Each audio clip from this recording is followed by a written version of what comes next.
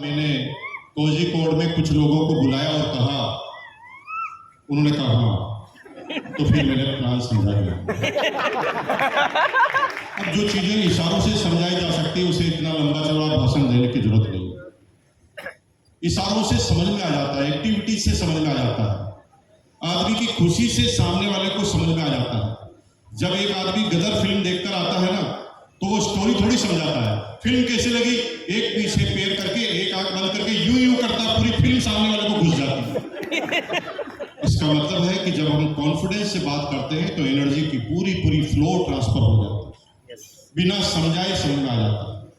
इशारों में खूब सारी चीजें समझ में आती है। एक लड़का लड़की अकेले में एक दूसरे को गुलाब का फूल भेंट कर रहे हैं, तो इसमें कुछ समझाने की जरूरत है, कुछ एक्सप्लेन करने की जरूरत है, ये समझ में आ जाता है। और आज मैं वही समझाने वाली बात आपसे करूंगा। वो ज्यादा पढ़ा लिखा नहीं हूं, यहाँ पर कई लोग होंगे जो मेरे से ज्यादा पढ़े लिखे होंगे, समझदार होंगे, बुद्धिशाली होंगे, ज्ञानी होंगे, महात्मा होंगे। मैं आप सबको प्रणाम करता हूँ और जिंदगी भर कसम खाता हूँ कि आपसे सीखता रहूंगा। लेकिन मुझे यहाँ पर क्यों खड़ा किया गया, क्योंकि 23 साल से जो मैं सीखा हूँ, जो मुझे पता है इस बिजनेस के बारे में, आपको पता नहीं। तो इस बिजनेस का गुरु मैं हूँ, जीवन के गुरु आप हैं, तुम भी गुरु, हम भी गुरु, तो हो जाते हैं शुरू। फिर कौन होगा?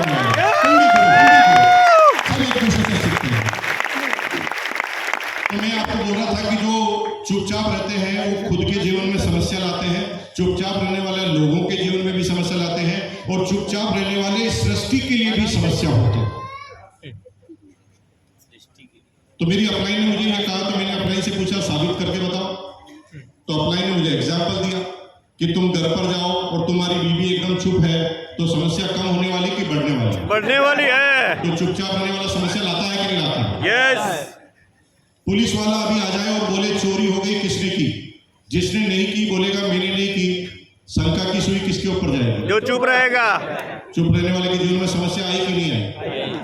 पूरी दुनिया की मेडिकल साइंस ने इतनी प्रोग्रेस कर ली है कि शरीर के हर अंग में कैमरा डालकर देखा जा सकता है कि आपके शरीर में चल क्या रहा है।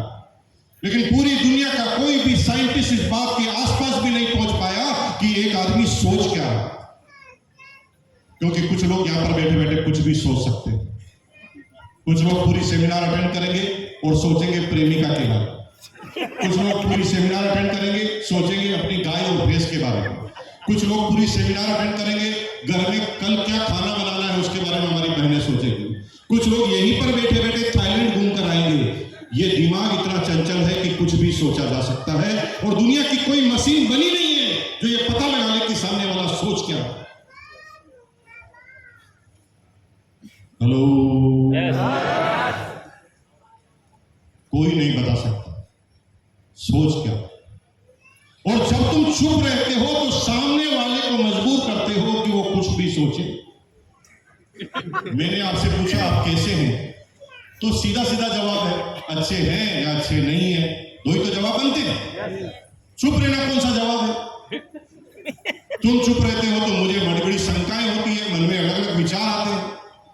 जब चुप रहते हो तो मुझे लगता है आपकी बीवी ने आपको मारा होगा। मुझे थोड़ी रोक सकते हो, मेरे को रोक नहीं सकते आप। जब तुम चुप रहोगे तो मैं कुछ भी सोचूंगा, मुझे आप रोक नहीं पाएंगे। पूरी दुनिया में हिंदुस्तान ही ऐसी कंट्री है जहां पर शादी का बंधन 7 जन्मों का माना जाता है।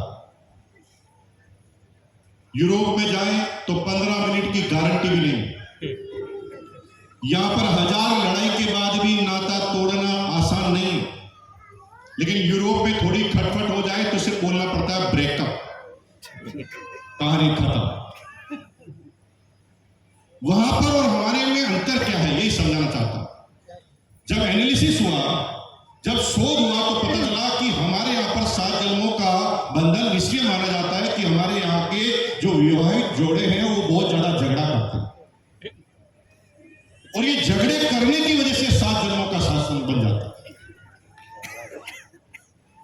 आप कह रहे हैं क्या उल्टी पुल्टी ज्ञान सिखा रहा है? झगड़े से तो दूरियां बढ़नी चाहिए, झगड़े से नजदीक क्या?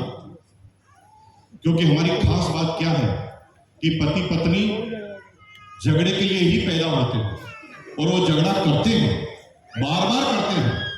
जब कोई टॉपिक नहीं होता तो पड़ोसी का लाकर करते हैं उसके ऊपर, लेकिन झगड़ा जरूर करेंगे।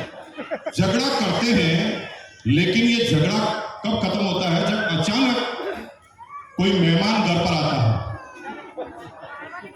तो हम कभी नहीं बताते हम झगड़ा करते, हम बताते हैं हम कितने प्रेमी के साथ रहते, झगड़ा भूल जाते। जब हम भयंकर झगड़ा कर रहे होते हैं और छोटा बच्चा, आपका जो छोटा बच्चा है उसको लग जाए, वो गिर जाए, उसके पैर में चोट लग जाए, तो हम फिर एक हो जाते हैं और बच्चे के बारे में सोचना चालू करते हैं, और बच्चा जूझ जाता है, फिर झगड़ा चालू कर देते हैं।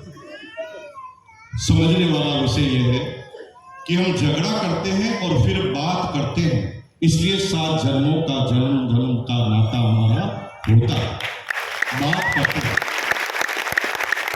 बात करते रहेंगे, बात करते रहेंगे तो सामने वाले को सोचने के लिए मजबूर ना करें। झगड़ा तलाक का तब होता है जब पति पत्नी झगड़ा कर अलग अलग कमरे में सो जाते हैं। जब अलग अलग सो जाते हैं तो फिर कोई भी किसी के बारे में कुछ भी सोच सकता और फिर दूरियां बढ़ती जाती है। तो मैं कहता हूं झगड़ा करो लेकिन बात करो, बार बार झगड़ा करो, बार बार बात करो, और झगड़े में कमी है तो दोनों तलवार खरीदो, तलवार के साथ झगड़ा करो लेकिन बात करो। झगड़ा खत्म होते ही बात करो, और बात करोगे तो ये दिन फटाफट निकल जाएंगे और बड़ी मुस्कुराहट के साथ निकल जाएंगे। और अगर अलग कमरे में जाकर सो जाओगे तो फिर बहुत सारे एक दूसरे के मन में शंकाएं आती जाएगी, दूरियां बढ़ती जाएगी। और मैं भी आपसे बात करना चाहता हूं लेकिन दूरियों के साथ नहीं। मैं चाहता हूं कि जब भी मैं आपसे कुछ पूछूं तो उसका जवाब मुझे मिलना चाहिए, हाँ या ना। हेलो, देंगे मुझे जवाब? हर प्रश्न का उत्तर का जाने